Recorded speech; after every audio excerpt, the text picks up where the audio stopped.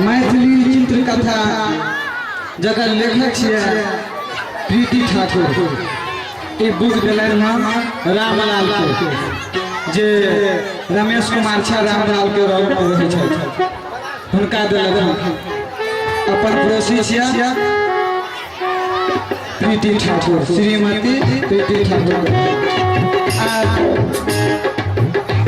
विश्वासघात नाटक अगला दिन हम अपने सबसे रखा जा रहा है।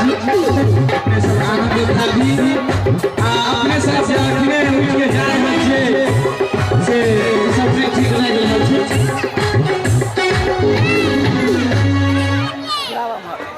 रामकृष्ण भाई बड़ चिंता में देखे छी अहाँ की